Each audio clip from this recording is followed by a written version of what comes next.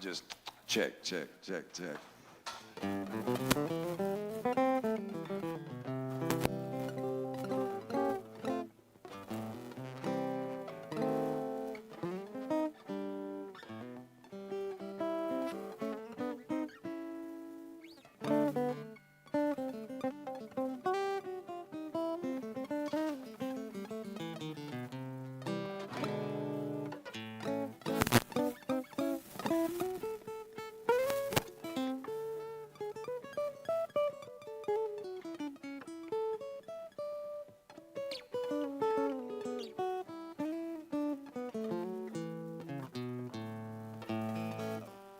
Check, check. That's plenty. Yeah, I'm probably not going to be singing anyway.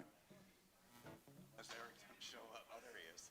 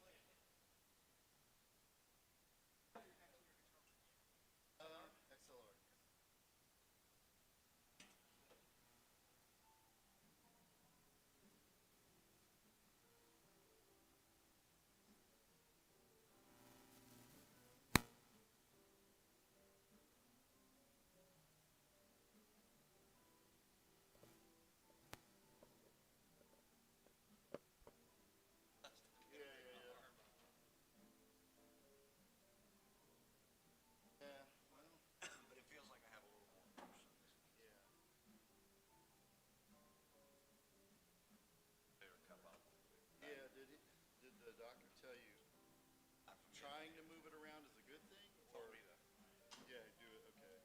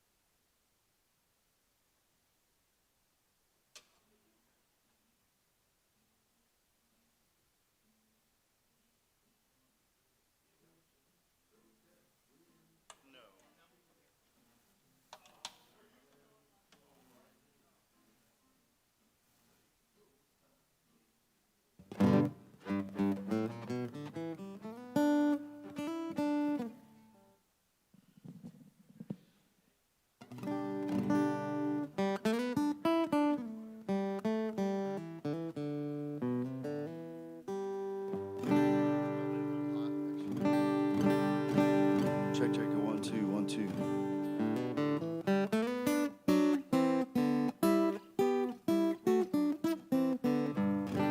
Check, check, check, 1, 2. I mean, that works for me, I guess. Check, check, 1, 2, 1, 2, 1, 2. Check, 1, 2, 1, 2, 1, 2, 1, 2. Yeah, that's good. Yes. Check, check. A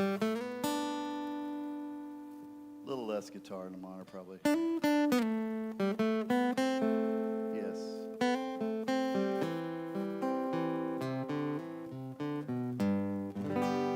Yeah, that all sounds good. A nice live room, anyway. So.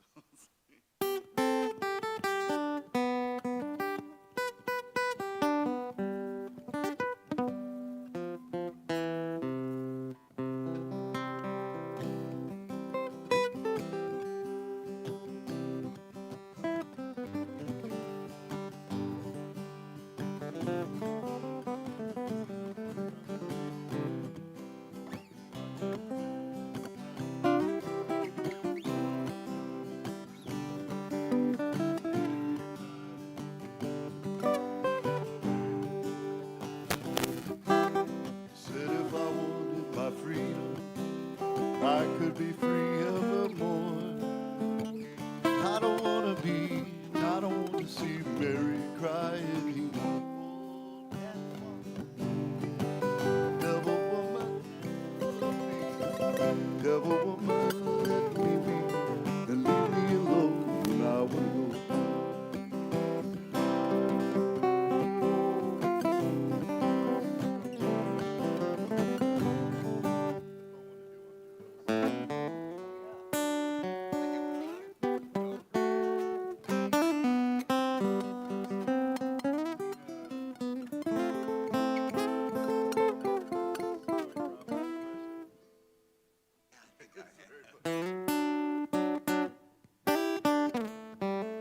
That sounds great, man.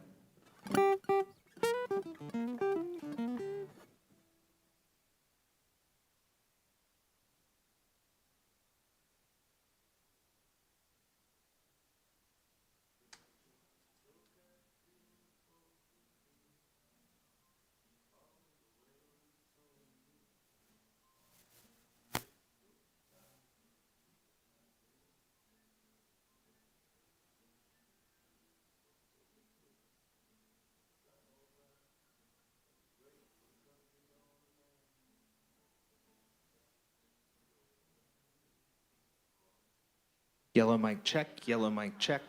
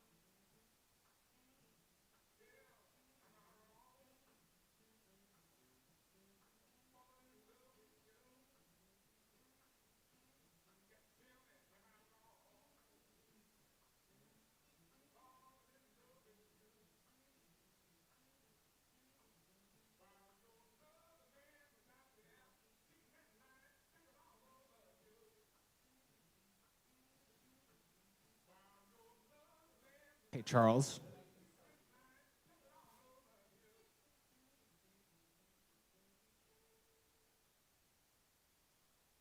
If you, Yellow mic check. Yellow mic.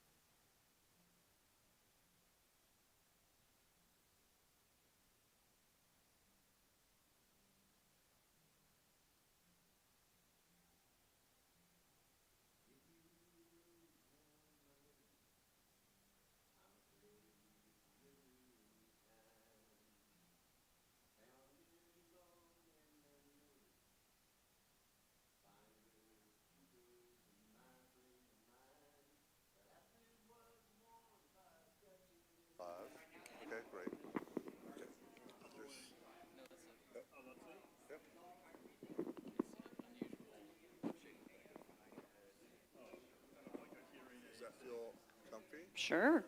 Okay. Hi. Feels loud.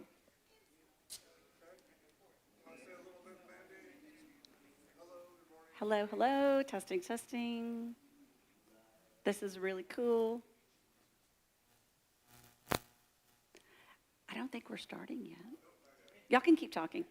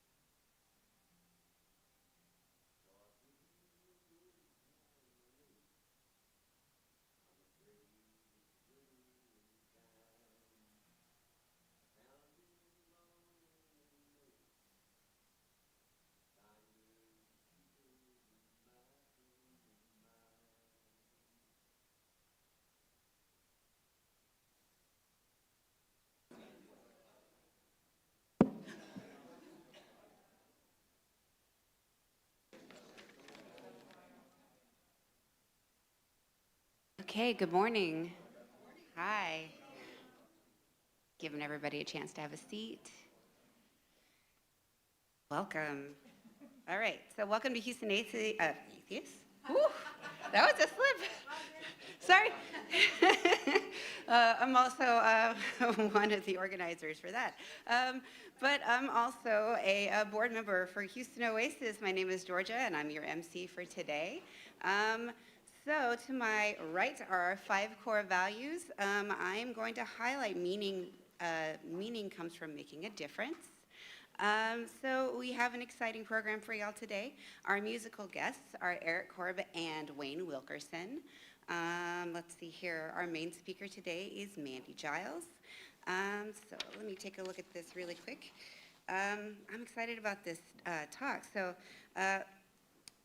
Mandy Giles' bio here. It says, now more than ever, we need ally voices for transgender equality and inclusion, for trans, non-binary, and gender-expansive youth in particular. Safe and supportive spaces built by allies can be literally life-saving. Yes. Speaker Mandy Giles will share why it's so important to support trans kids and explore the current issues facing their families. She'll also give us practical ways to turn our allyship into action for the trans young people in our lives. And then our musicians, let's see here. Eric is a graduate of University of North Texas Music School. He's a veteran of the thriving alternative rock scene in Dallas in the early 1990s. Eric played with several bands, including the Cowtippers, Whitey, trio of one, and a brief stint in with Billy Goat. That's cool. He's worked in the studio with several local artists, including Kimberly McCarver, Philip Rodriguez, Scott Flagey, I hope I'm saying that right, Teresa Colo, and Fred Parrott. So I'm gonna stop there, and let's see here. I'm gonna go ahead and ask our musicians to come on up. So Wayne and Eric, give you all a moment. I'm gonna vamp. Not really, I'm not good at vamping, but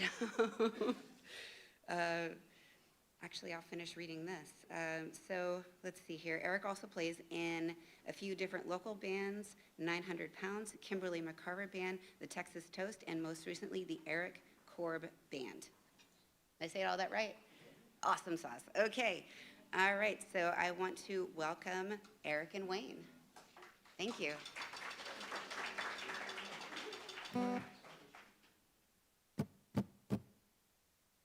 Good morning.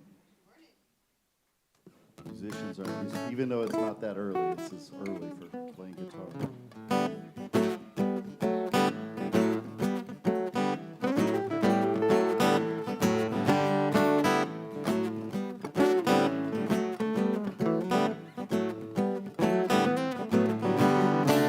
Sometimes I feel so smart, and I'll do something stupid and I'll tear it apart. Sometimes I feel so dumb, but I look around and see I'm not the only one.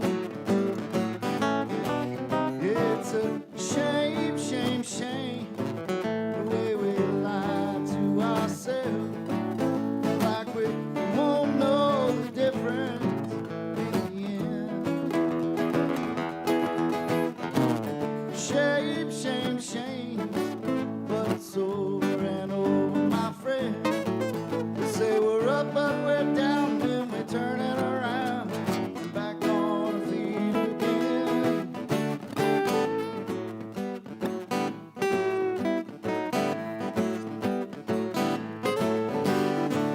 Sometimes you say you feel so weak, but when you get knocked down, you find the strength that you need. Sometimes you say you feel so undone, but you pull it together and you carry on. It's a shame, shame, shame, the way we lie to ourselves, and like we won't know the difference in the end. Shame, shame, shame, but it's over and over, my friend. We say we're up, but we're down, then we turn it around and back on our feet again.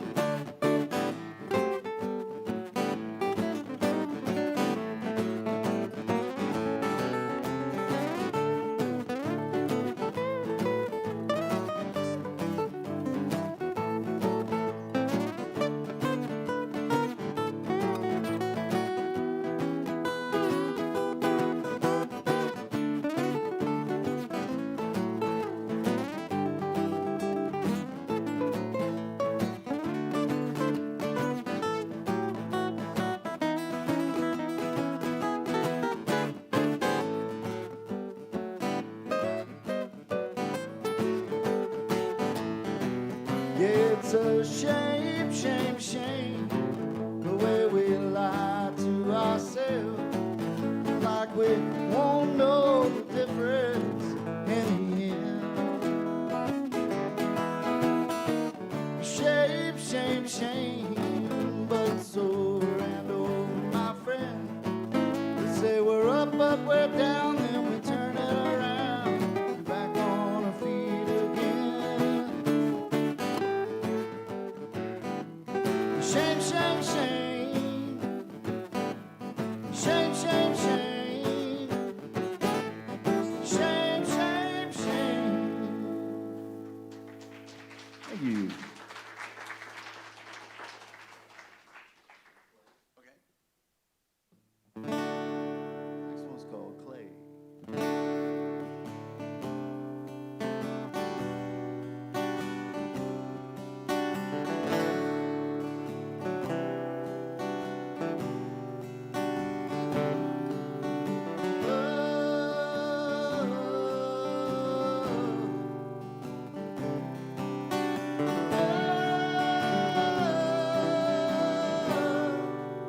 Mold me like clay, work me over, shape me into the man I'm wishing that I was. And it's okay, you stop and start over. I feel your fingerprints on my soul. Now take it from me. Life can be lonely, girl, finally we're not alone. Well, I'm getting high on the love that you're giving. So mold me like clay,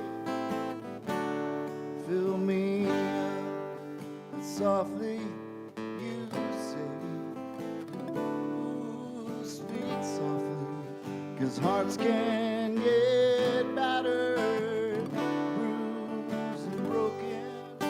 Will always be gentle and offer a token, a rose in a vase, molded from clay. Now take it from me. Life can be lonely, and girl, finally we're not alone. Well, I'm getting high on the love that you're giving. Mold me like clay,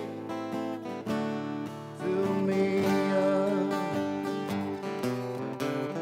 In a world that's cynical and clever,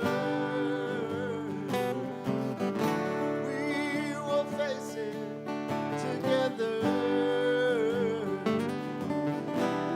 Along the way, we'll struggle sometime, but we've got each other, baby.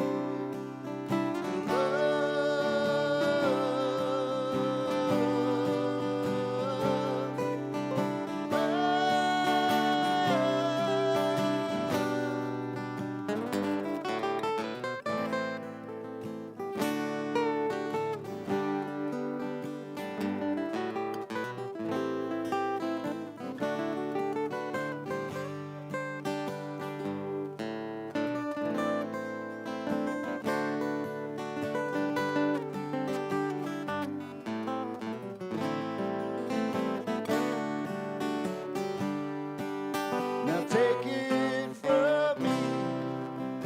Life can be lonely, and girl, finally we're not alone.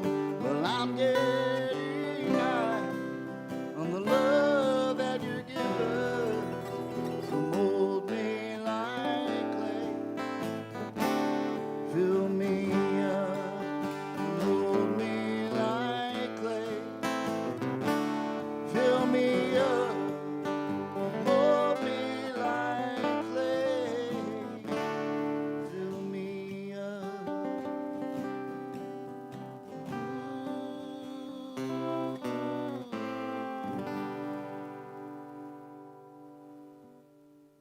Thank you so much. Thank you, Eric and Wayne. Thank you. Can we give them another round of applause? That was awesome. Thank you. All right, y'all, please help me welcome Mandy Giles.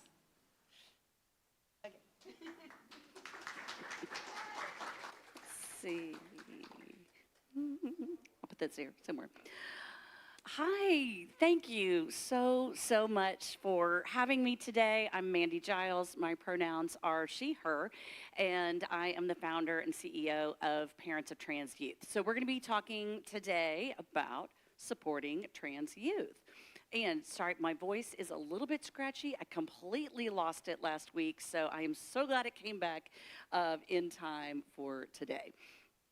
Okay, so you have a little idea of where we are going to be going today. I'll do just a little intro of Parents of Trans Youth and my family. We'll talk about why it's important to support transgender kids. Why am I here? What am I doing here? I'll share about some current issues that are facing families of transgender kids right now in Texas and in the country. I'll give you concrete ways to support transgender youth, and then we'll have time for Q&A. I'm not sure if it's right after or if it's after, but there will be time for Q&A at some point. Okay, so Parents of Trans Youth is a social impact business providing learning, support, and community to parents and caregivers of transgender, non-binary, and gender-expansive kids and young adults.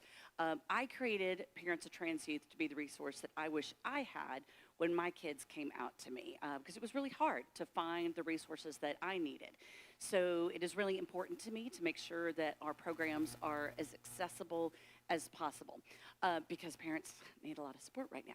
So as you can see, we have tons of programs. The one that I am most excited about right now is the online membership community for parents and caregivers. I have made it as safe and secure as possible because confidentiality and privacy is so important. There's a multi-level vetting process. We have outside speakers come and talk to the group, and it's just really exciting right now. So all this can be found on the QR code on our website, and I'll have that on the last slide as well.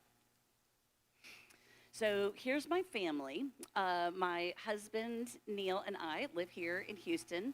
We have 3 kids. Indigo is in the black hat. Mars is in the blue shirt. And Indigo wanted me to let you know that their teeth are not actually usually like green, kind of because we were eating snow cones that night.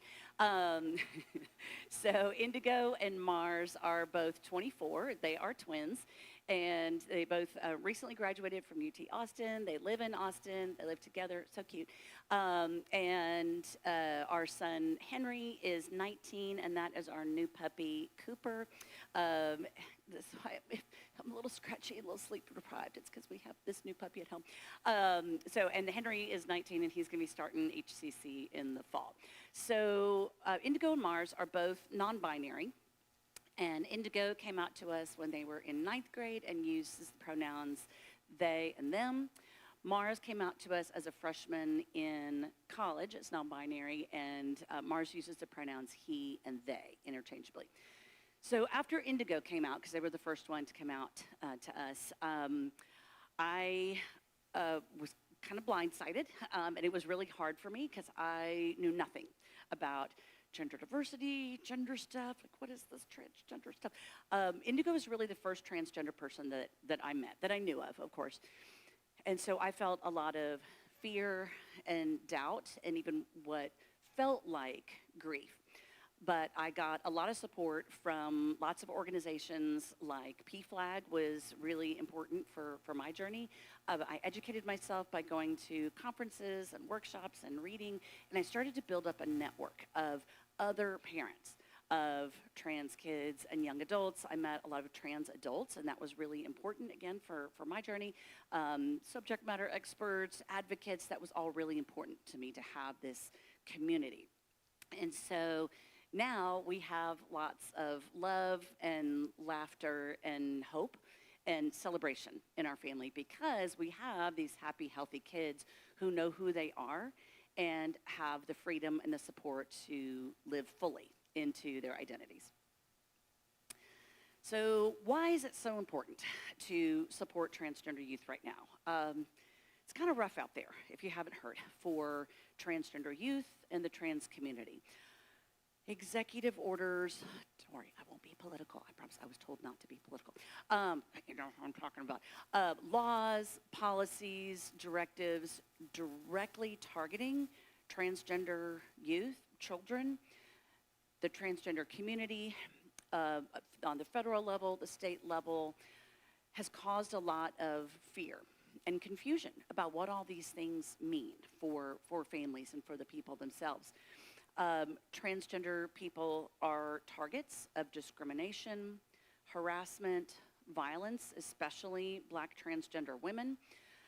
Transgender and non-binary youth experience higher rates of depression, anxiety, and suicidal ideation than the general youth population. And it's not because transgender youth are like inherently more depressed because they are transgender. It's because of the way society sees them and treats them. It's these outside factors, mostly this minority stress that is affecting the transgender community. And a lot of trans youth are not getting support from their families. The Trevor Project found that 1 in 3 trans and non-binary youth have their identities affirmed at home. So we need allies. We need more voices, and we need more diverse voices for equality and inclusion. Transgender people make up less than 2% of the adult population in the US. So they will never be able to carry this fight for themselves alone. Allies need to be as loud and as visible as we can be. And for youth in particular, it is life-saving to have allies making these safe and supportive spaces for them, because we know, and because research has shown, that affirming the identities of trans and non-binary youth increases their mental health and makes it stronger.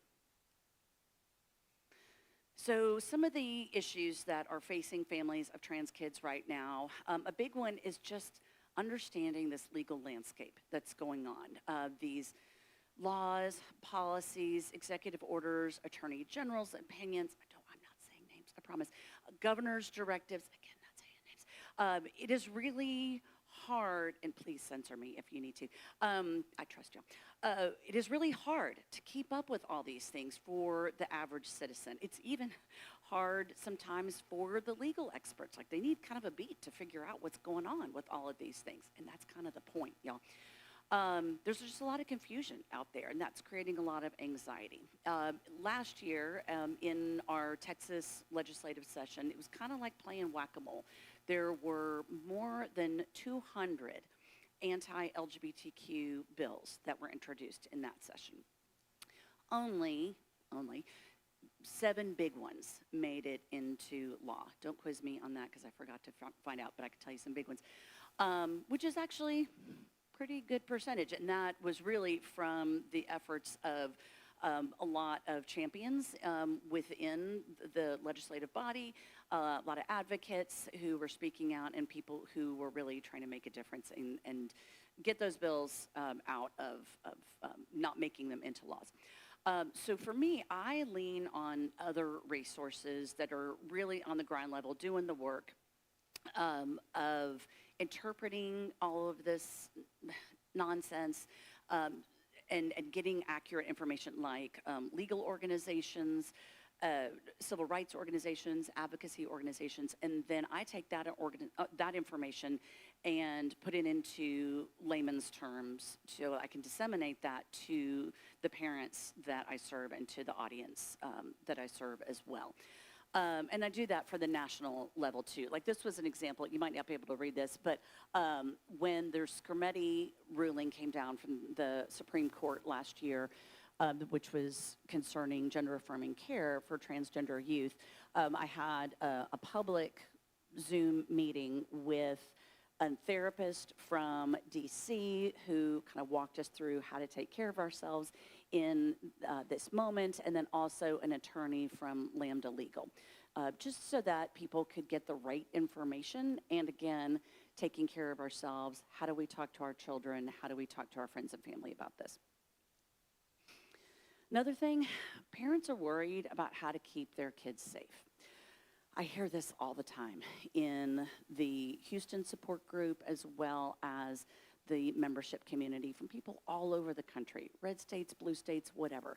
It is all over, because public opinion is so polarized right now on trans issues, which seems funny to say, like trans issues, why is there even an issue on kids and adults? So it's hard for parents to know who to trust talking about their kids.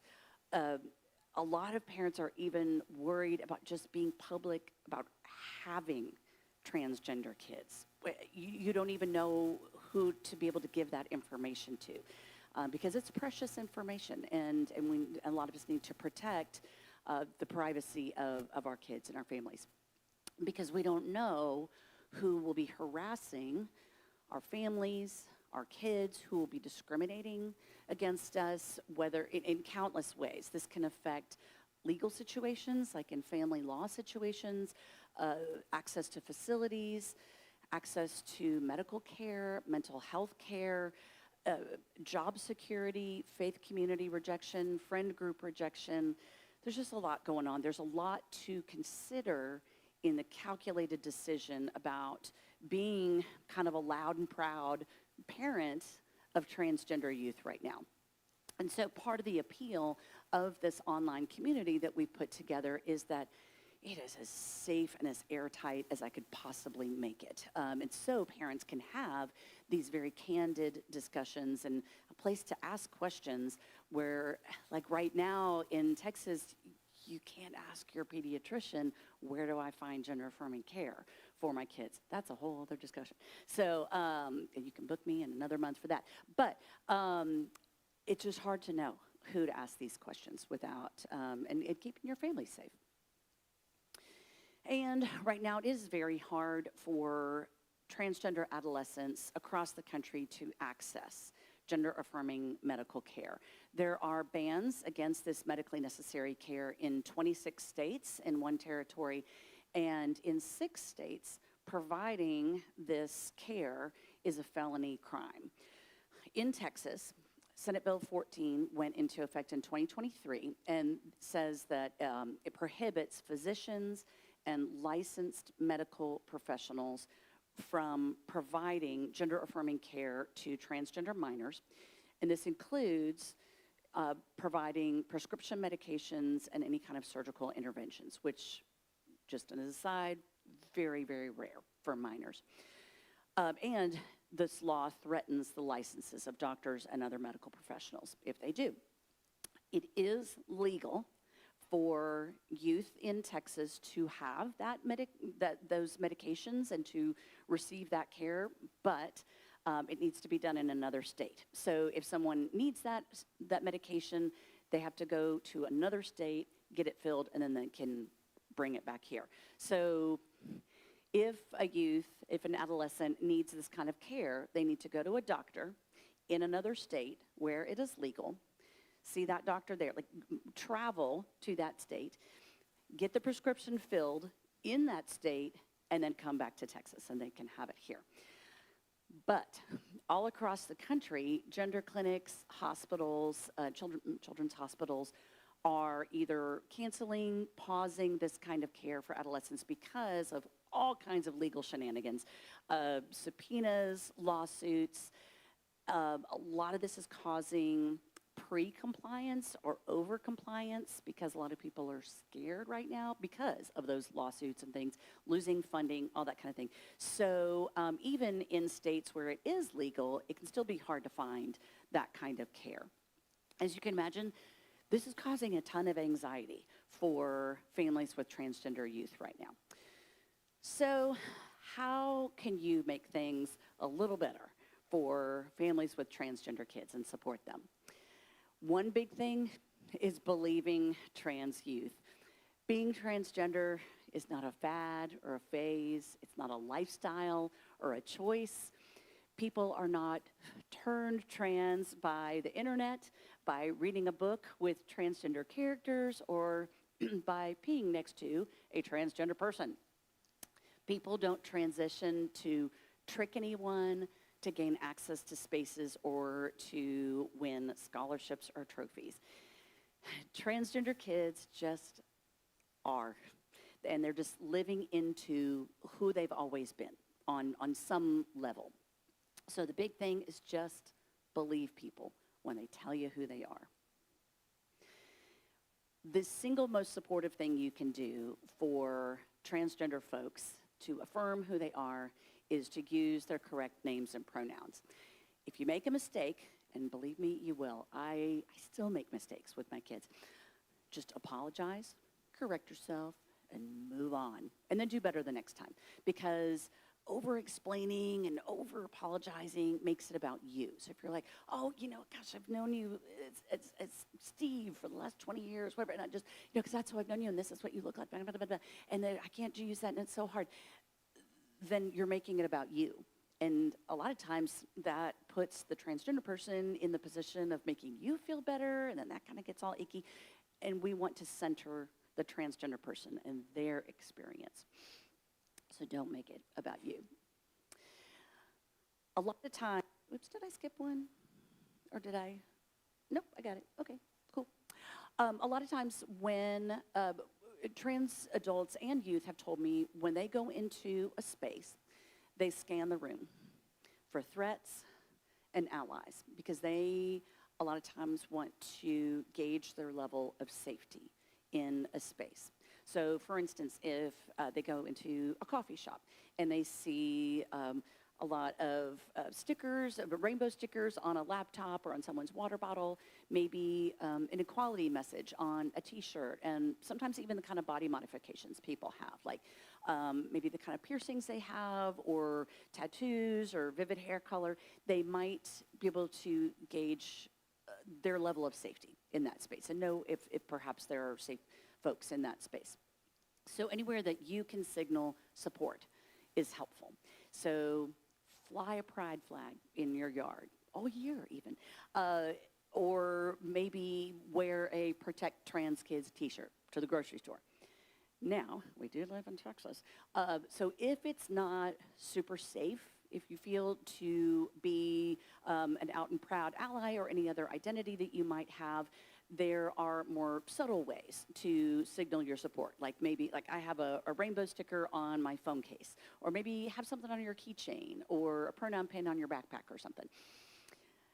A lot of allies ask, can I wear a rainbow pin? Can I have this kind of stuff on my laptop? Can I be in the Pride Parade if I am not in the LGBTQ community? The answer is yes, if your intention is to uplift and center the queer and trans communities, because visibility matters most when it's backed up with good intentions and action. And you're not making it about you and how cool you are that you're in the Pride Parade. No, nobody here would do that. No, I know. Okay, another great way to start small is micro interventions.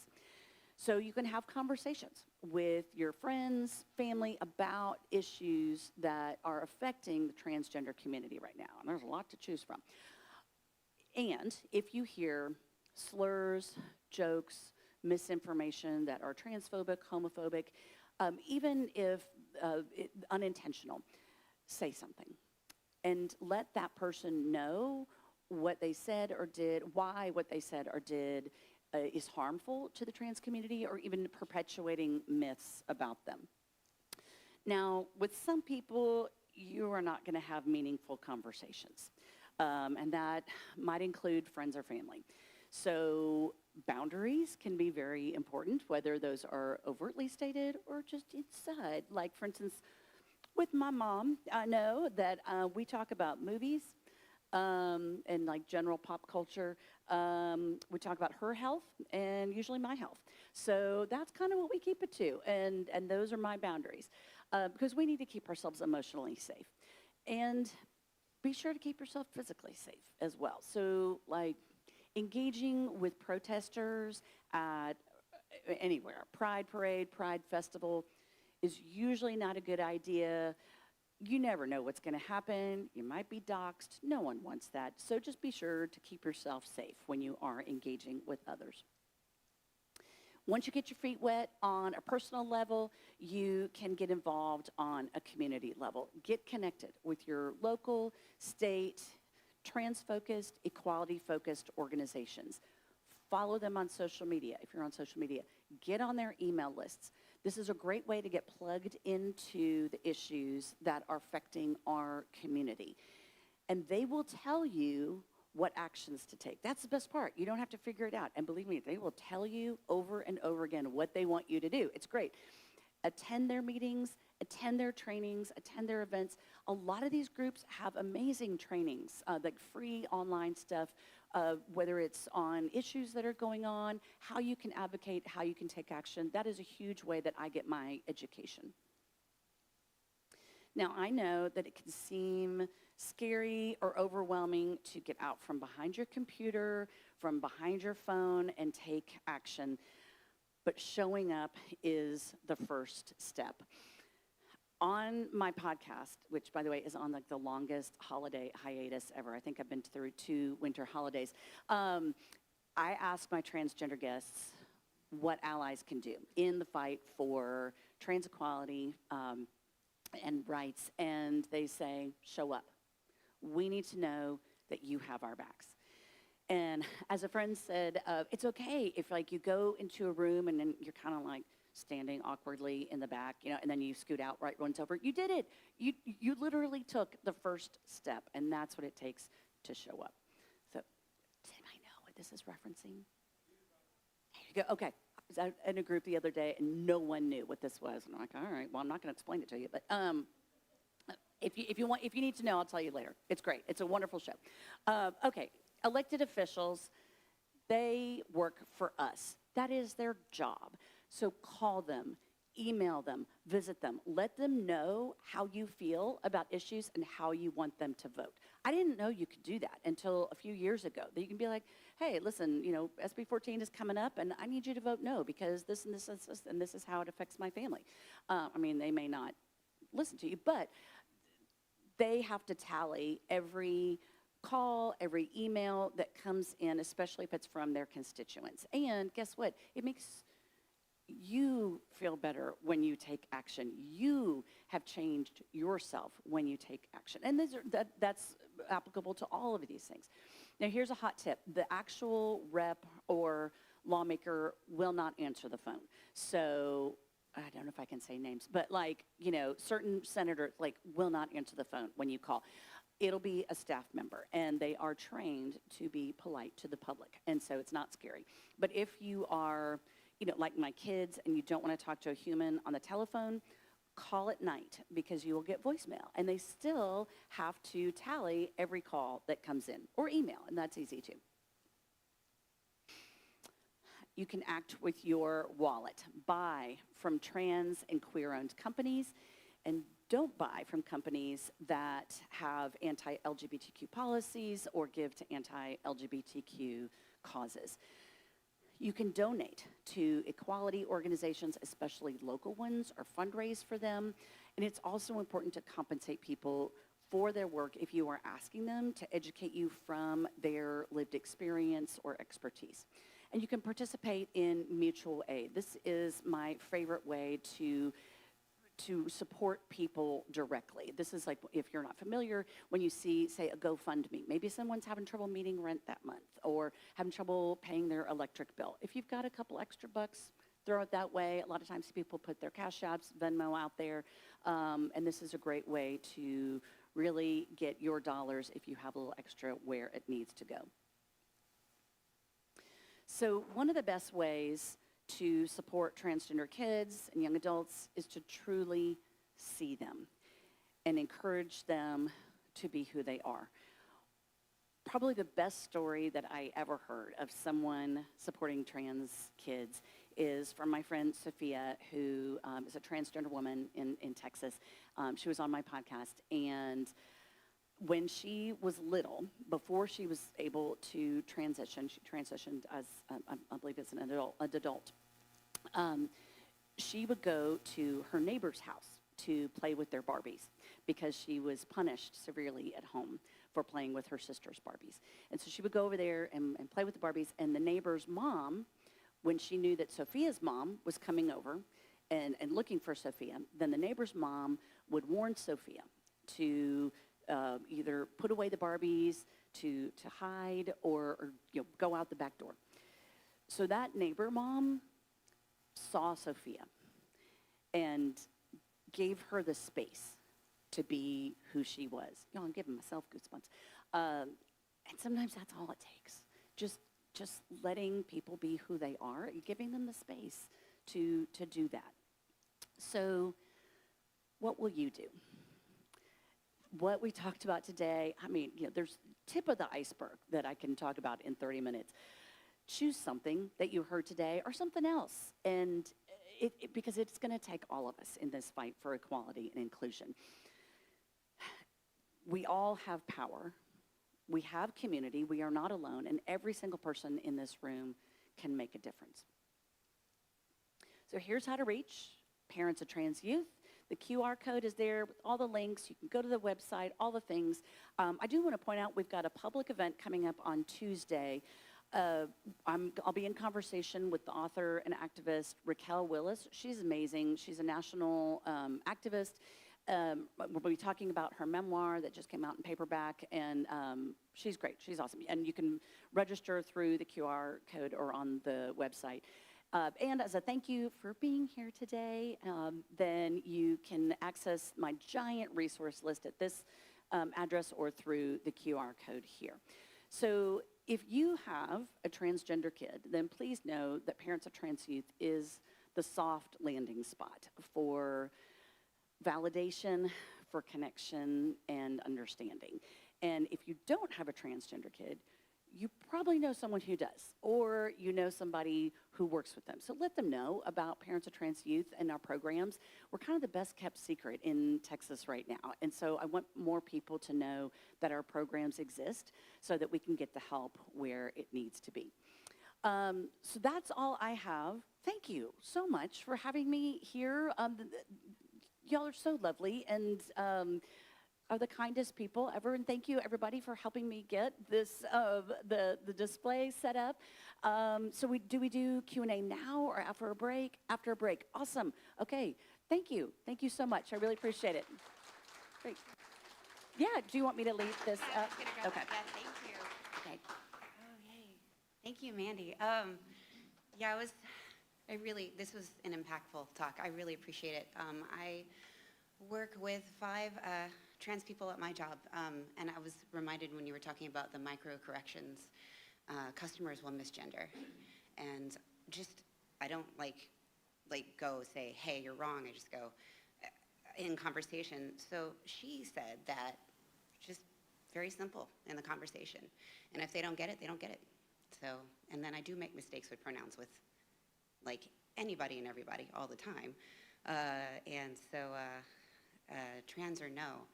And I just make the correction, oh, she, and then keep going, and that's it. Those are my examples. So I really appreciate you. Thank you so much. So I've got, let's see here. We were gonna have a break here in a bit. We're gonna have Q&A after that. I do wanna mention that we have some upcoming events before we do that. So June 29th is Monday Afternoon Bridge. Saturday, July 4th, we have Bluesy 4th with the Mighty Orc at the Big Easy. Let's see here, Sunday, July 5th will be the Northeast Houston's monthly social at Back Pew Brewing Company. And then, and Wednesday, let's see here, July the 29th is the Oasis Book Club at West Gray Cafe Express. So those are my announcements. So let's go ahead and take a 10-minute break for some coffee and stretch and talk and hang out, and then we'll have our Q&A right after that. Thank you.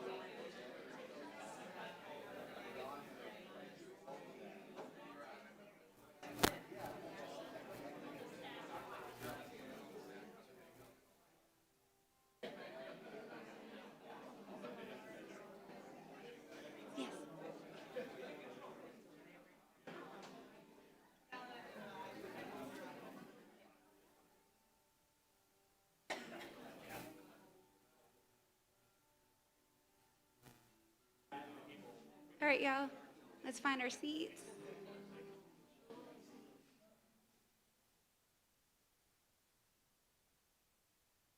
Okay, so we're gonna do 2 songs, and then we're gonna do our Q&A. Sound good? Yeah, all right. Wayne and Eric.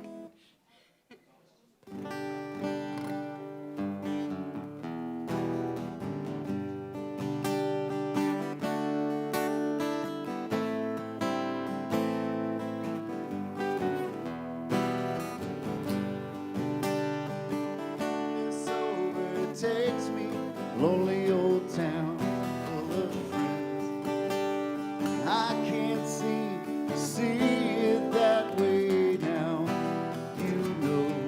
And this bar stool's always calling me one more round, then I'll go, but I'll be back again. Telephone call in the middle of the night, a voice I hadn't heard in a long, long time. She said hello in that same old way. She just called for me to tell her everything's okay. It's a funny thing, the way people are always pretending to give you a smile, but all the while they're weeping. But maybe I'm wrong, I don't know. Maybe a smile is just a smile. Telephone call in the middle of the night, a voice I hadn't heard in a long, long time. She said hello in that same old way. She just called for me to tell her everything's okay.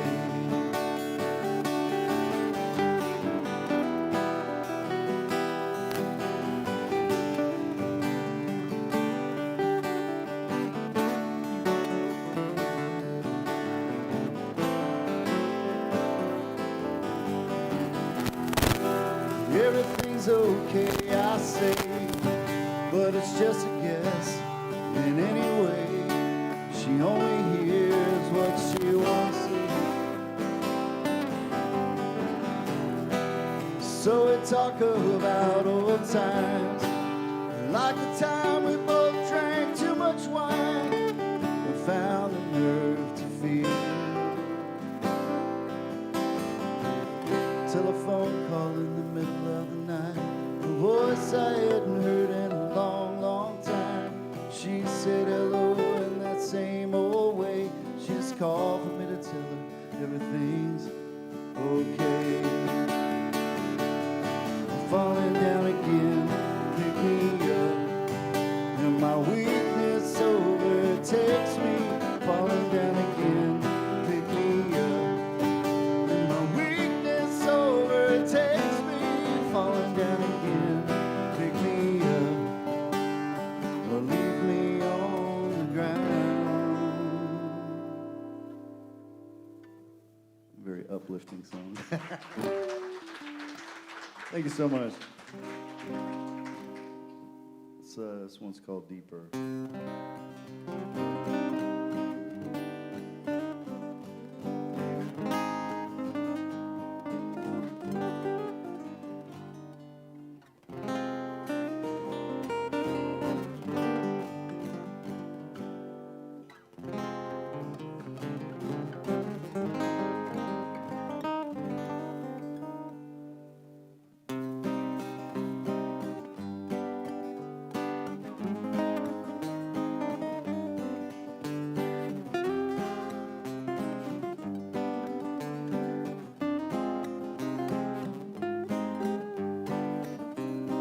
Time tends to change. The lines in my face are growing deeper, deeper. Leave her, leave her. She walked away, leaving just a trace. I beg to leave her, leave her, deeper, deeper. Oh, I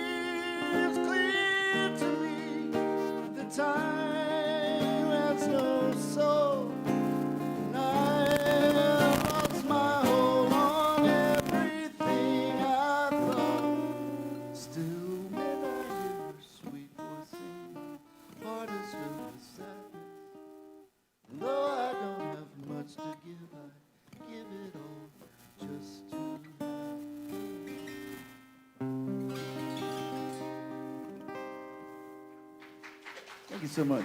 Thank you, Eric Wayne and Wilkerson. Wayne. Thank you. All right, so we're going to have a few minutes for Q&A. So our AV team is going to walk around with the mic. Just make sure your question is short and make sure it's a question.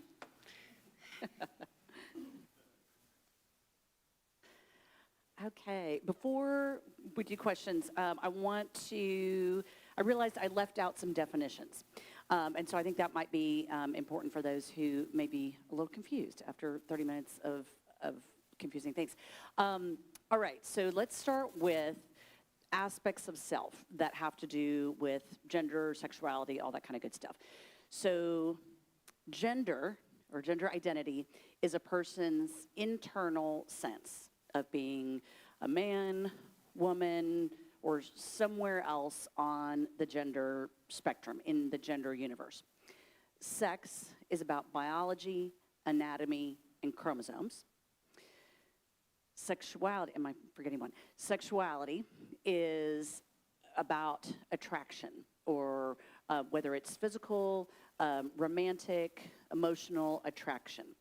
So those things are different. So sex, gender, sexuality are all kind of related, but they are different.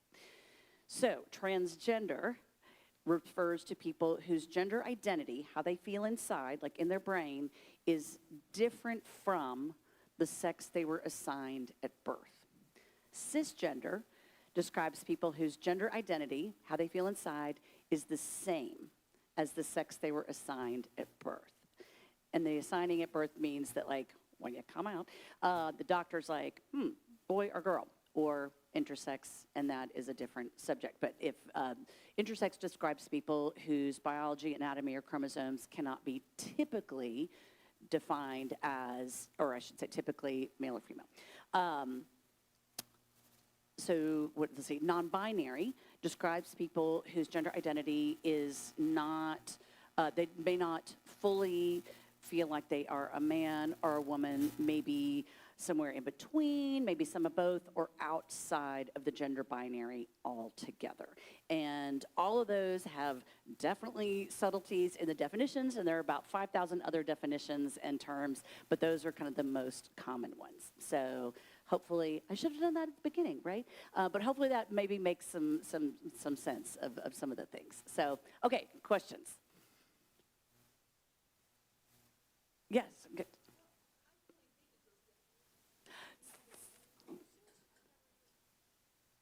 Oh, okay.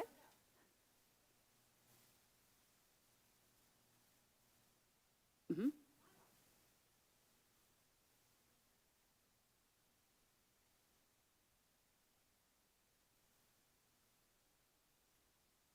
Mm-hmm.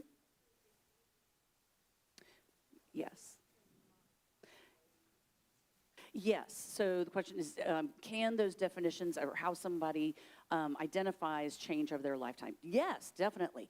And the different, all journeys are different. I mean, like, one transgender person, one transgender person, because everybody's journeys are different.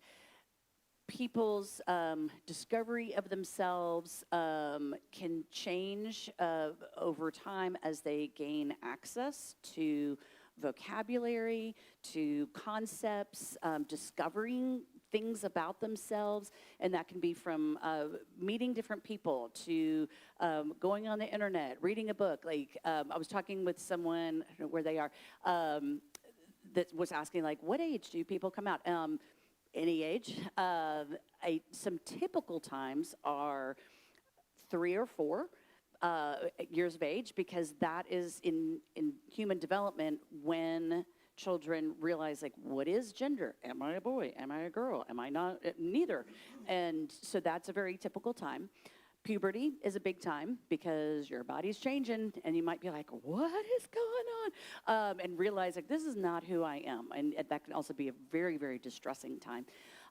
College is a big time because you're away from parents, away from your family. You're meeting different kinds of people. Like the second kiddo to come out as non-binary, like, their joke is that, like, I was living with a non-binary person for 4 years. How did I not know?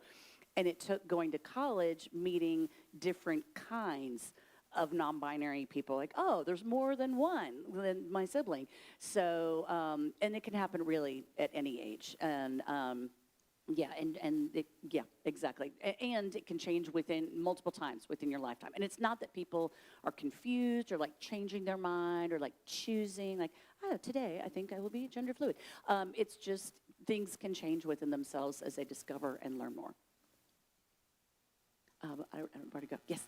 I'm a little confused by the he, they, she, they. Sure. Can you expand on that, please? Yes. You mean when a person uses multiple pronouns? Yes. In case this was not clear, I am not in the transgender community.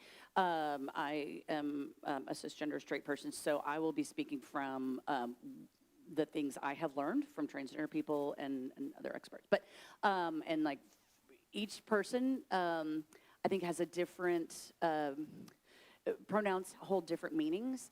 But like say for my kid who uses he and they pronouns, for Mars, that means that they like both of them. And they have told me recently that he prefers he. And so I'm having to make an effort to say he because that is unfamiliar to me because previously they liked they. So, and so most people who use multiple pronouns, they kind of like them all. Some people actually do have a preference, which I don't know if y'all have heard, like, you don't say preferred pronouns because they just are pronouns. They're not preferred, but actually some people do prefer one over the other. So does that answer your question? Kind of? I have multiple pronouns, she, they. So, and I just, so I can answer from Yeah, please. my perspective, sometimes I feel like, what I was born with, and sometimes I don't feel like I identify with anything, if that makes sense. Like, I don't know. And I felt that way since I was a kid, but I didn't know what it meant until adulthood. Oh, thank you So, for sharing that. until I had better understanding. So, yeah. I have the privilege of being a teacher, Oh, thank you. and I'm just curious, what would be the single, if you could give me one piece of advice for my trans students to let them know that I'm a safe person for them? That's the $1 million question, because it's really hard to be a supportive teacher right now in Texas. And this is interesting because Indigo actually is an elementary school teacher in Round Rock ISD. That's a whole other subject, being a non-binary person. But I guess, gosh, because can you even do those subtle signs of support, like on your personal, like I know you can't put up like, this is a safe space and that kind of things. But to have those little subtle signs of support, kids know, they know, they see it. So if you even have like a rainbow bracelet or something, then like, okay, that person I might be able to talk to. I'm trying to even think, and just kind of in general, using gender inclusive language can be helpful. If that's not against the law, to be able to say, instead of saying boys and girls, come on, say students. And again, people pick up on that. If you are saying humans, come on, or like people even be funny about that, like, hey, cats and kittens, come on. Those aren't great answers, but also you understand that it's just really hard. If y'all don't know, I don't want to go into a whole legal thing, but there's restrictions on how teachers and schools can be affirming to LGBTQ students right now.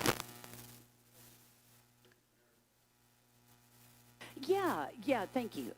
And to have, yes, those kind of general either attitudes, tones, language about, hey, this is a perfect example of this group being accepting of all people. Thanks. Yes. Are there any jurisdictions where trans care or trans advocacy is incorporated into the foster care system? That's a good question, and that, I'll be honest, that is beyond the scope of my expertise. By jurisdictions, do you mean, let's try, I believe so, and this is just anecdotal, that I always ask people, parents who come to me through our various programs where they hear about us. And one mom from Alaska said that she heard about Parents of Trans Youth from their CPS system, which was incredible. So, and that, I mean, that be kind of tied within that system. So somewhere they're helping trans kids and wanting them to be safe. It's a hard question. Thank you. I wish I could answer that a little bit better. Yeah, thanks for the talk. Back on the they, them thing. Yeah. Because historically, language-wise, of course, that's a plural. But I understand that different individuals, different trans individuals may prefer that for their own reasons, and that's their business. What movement, if any, has there been within, and I realize it's a diverse community, within the trans community for finding alternate pronouns that, because even for allies of trans individuals, it is inherently confusing to take a plural and then use that to refer to an individual. Sure. And so what, I imagine there's been movement, because there always is with language, toward alternate pronouns that might be used, you know, which might not be suitable for everybody, but would be for some people. Yes, there is something called neo-pronouns in the English language, and there are lots of different ones. Actually, Indigo does sometimes use neo-pronouns within certain circles, and I'm so embarrassed that I think it's Z-Zir, so Z-E and Z-I-R. And some people use X-E, X-I-R, or different variations of spellings. And I don't know necessarily that it's like, hey, we're all gonna, let's adopt these new pronouns. But it's a very personal choice of somebody, because you're right, there's, like in the English language, there's not a gender neutral pronoun, and that's why a lot of people use they if they don't feel like he or she maybe fits them. And this is even more of an issue, as you can imagine, in even more gendered languages like French, Spanish, Italian, whatever. So at least we have they. But yeah, so some people choose to use those. Does that answer your question? Okay. All right. Where am I going? Anywhere? Any other questions? Yes. A graphic detail. Not graphic detail, but it's a really cute show. Yeah, it's a gay romance show, and hockey sort of plays a part in it. So, yeah.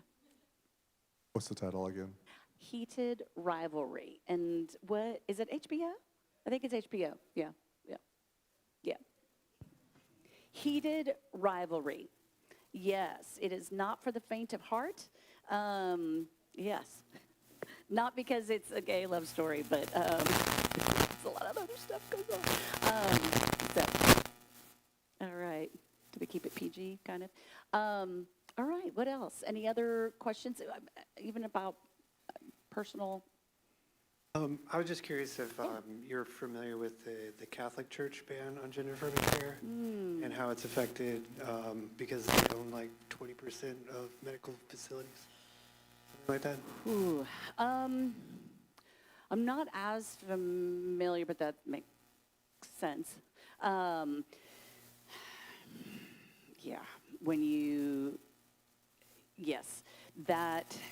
think about who, gosh, this could be a whole other talk, about our medical system, where the money comes from, who owns what, when you have religious groups that hold certain values, and then they say, well, we don't want to have that kind of care, or we don't want to serve those kind of people, or those kind of people can't get that kind of care, even though those people do get that kind of care. And so that's a lot of what we're seeing with transgender kids. That is what is happening too with at the federal level, state level, when they say, well, if you do provide this kind of care to transgender youth, then you don't get any Medicaid funding or Medicare funding. You don't get any federal funding. And so the hospitals are kind of between a rock and a hard place, saying like, well, do we serve this population who needs it and needs this care, this life-saving care, or do we risk like shutting down because that's like 50% of our budget or whatever? And I'm not here to answer that. I know what I would answer, but I can't speak to like the actual like the ins and outs of that. But I'm not surprised that that is happening. Yeah. Yes.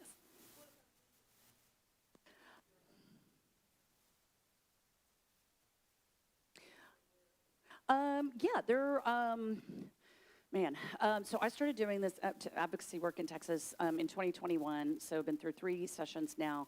2021 was the time when, I was about to say some bad words, when things started happening and more focus was on trans kids and the trans community in Texas kind of came back up again.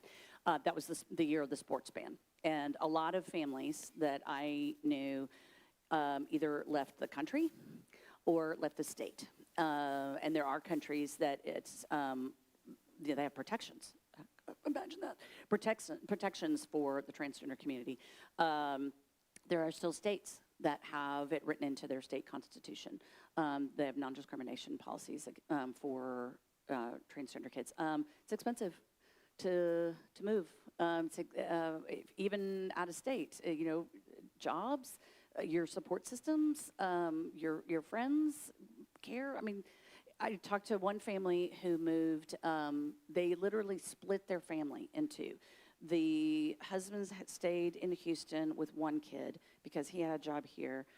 The mom moved with the trans kid to Colorado. So the family was literally ripped apart. The mom created a new life. She's like, I have to buy like a new frying pan. And then I figure out, where do I take my dog to the vet? I mean, just starting all over. So when I get this all the time, like, why are you still in Texas? Why don't you just leave? Like, it's hard to leave. And like, my husband is licensed for his job in this state. And so, it's hard. It's hard. But there are options for people. People do that. Are we at time? Yeah. Okay. Yeah. Thank you so much, Mandy. Thank you. Appreciate it. Yeah. Thank you. Yeah. I'm so afraid of walking in front of the... All right, thank you, Mandy. So, let's see here. We're going to have one more song, just one more, from Eric Korb and Wayne Wilkerson, and then we're going to close out our morning with some final announcements. Also, I wanted to thank everybody for your questions, because, sometimes people feel uncomfortable asking questions, and that answers questions for people that weren't able to speak. So thank you so much for asking those questions. And I'm going to step away now for some music.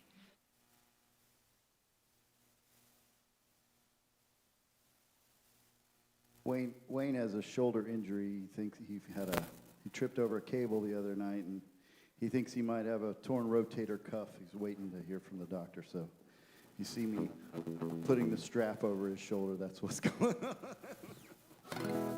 We're just good friends.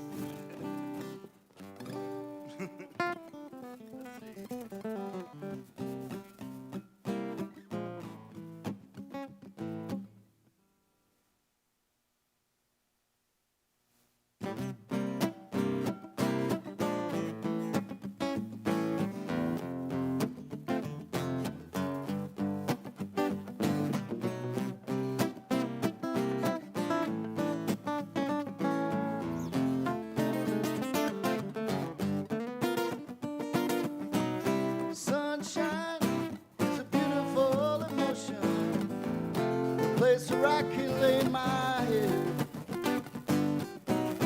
Rain or shine and no difficult decision, 'cause I'll take the shine every time if you don't mind. Is it alright if I stay a while? We could sit and talk and have another beer. Tell me your dreams and I'll tell you mine. You can laugh all through the night without a care.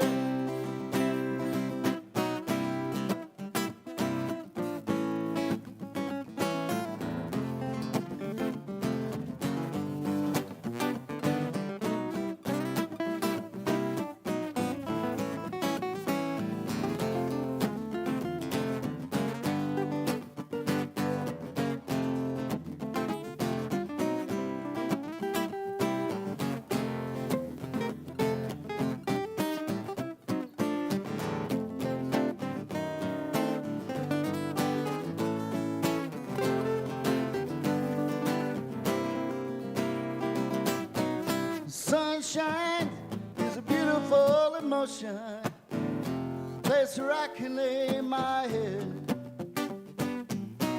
Rain or shine and no difficult decision, 'cause I'll take the shine every time if you don't mind. Is it alright if I stay a while? We could sit and talk and have another beer. Tell me your dreams, and I'll tell you mine. We can laugh all through the night without a care.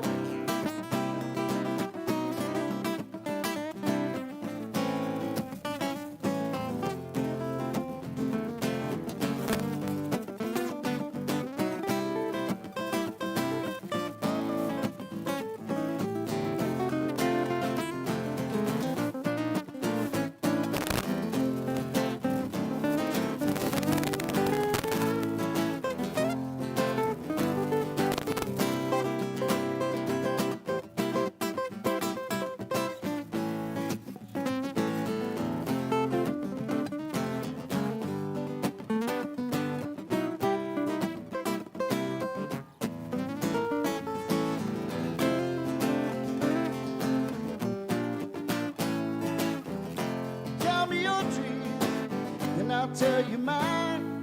You can laugh all through the night without a care. You tell me your dream, girl, I'll tell you mine. We can laugh all through the night without a care. Don't you know that we ain't got no care?